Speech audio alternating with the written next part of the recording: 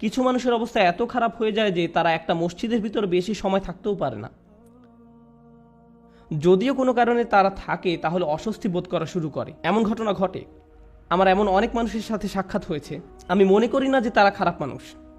যাই হোক, আমি মনে করি কিছু মৌলিক বিষয় ঠিক ছিল না, কিছু নির্দিষ্ট চিন্তা, কিছু নির্দিষ্ট ধারণা, কিছু নির্দিষ্ট অনুভূতিতে ভুল আছে। আর সেই ভুল অনুভূতির কারণে একজন খুব বিপজ্জনক পথে চলে, সেই পথে যেটা পথভ্রষ্টতার দিকে নিয়ে যায়।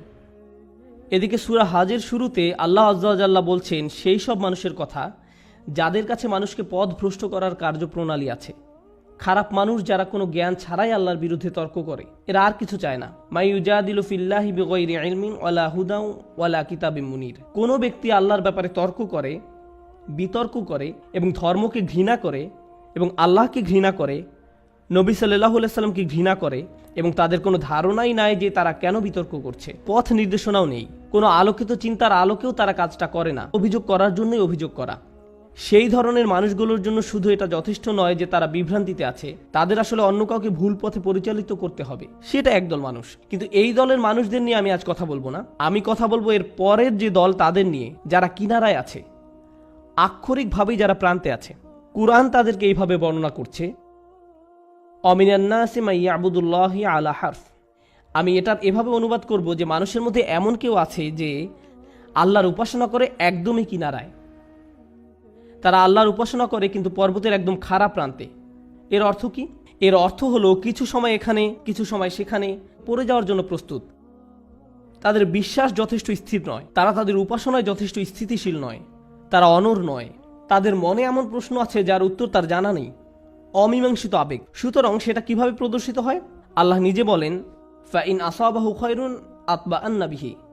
যখন ভালো কিছু তাদের আসে, যদি জীবনে ভালো কিছু ঘটে তাহলে তারা ভালো থাকে। ঠিক আছে, ঠিক আছে, আল্লাহ আসলে এই দোয়াটা শুনেছেন, সুতরাং আমি এখন নামাজ পড়তে পারি, আমার ভালো লাগছে। ওয়া ইন আসাবাহু ফিতনাতুন, যখন তারা কোনো ফিতনার সংস্পর্শে আসে। ফিতনা শব্দের অর্থ হলো কোনো ধরনের পরীক্ষা, কোনো কিছু যেটা তাদের বিশ্বাসকে পরীক্ষা করে। সুতরাং আল্লাহ খাইরের বিপরীত শব্দ শার ব্যবহার করেননি, এখানে শব্দটি হবে শার। সুতরাং আপনি হয়তো আশা করছিলেন যে আল্লাহ বলবেন ফা ইন আসাবাহু খায়রুন ইতমাআন্না বিহি ওয়া ইন আসাবাহু শাররুন। না, ওয়া ইন আসাবাতহু ফিতনাতুন। কেন এই শব্দটি গুরুত্বপূর্ণ? কারণ আল্লাহ আমাদেরকে জানাচ্ছেন যখন আপনার খারাপ কিছু ঘটে তখন শুধু আল্লাহ আপনার বিশ্বাসকে পরীক্ষা করছেন।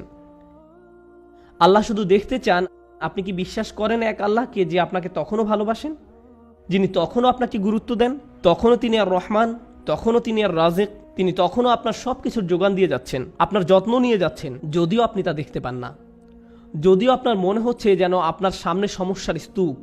আর শয়তান চায় যে আপনি প্রশ্ন করুন আল্লাহ কোথায়, সে চায় যে আপনি প্রশ্নটি করুন। তাই আল্লাহ আপনাকে অনেক সময় এমন পরিস্থিতি ফেলতে চান এটা দেখার জন্য যে আপনার বিশ্বাস কতটা পাকাপোক্ত। এই দিনের শুরু কিন্তু আল্লাযিনা ইউমিনুনা বিল গায়ব, তারা এমন এক আল্লাহকে বিশ্বাস করে যাকে তারা দেখতে পায় না। এর অর্থ শুধু এই নয় যে আমরা আল্লাহকে দেখতে পাই না, পরিকল্পনাও দেখতে পাই না। আল্লাহ আপনাকে বলে দেন না যে তোমার দিনটা এভাবে যাবে, তুমি এখন কঠিন সময়ের মধ্য দিয়ে যাচ্ছ, কিন্তু সহজ সময় আসছে কয়েক সপ্তাহ বা কয়েক বছর বা কয়েক ঘন্টার মধ্যেই। আমরা জানি না যে পরবর্তী মিনিটেই পরিস্থিতি ভালো হবে নাকি আরো 10 বছর লাগবে, আমরা কিছু জানি না। আল্লাহ সেটা বলবেন না। ওমা কান আল্লাহু লিইউতলিয়াকুম আলাল গায়ব, আল্লাহ আপনাকে অদৃশ্যের ব্যাপারে জানাবেন না, তিনি সেটা আপনাকে জানাতে বাধ্য নন। আল্লাহ শুধু আপনাকে বলছেন তাকে বিশ্বাস করতে, শুধু আপনাকে বলছেন তাকে বিশ্বাস করতে।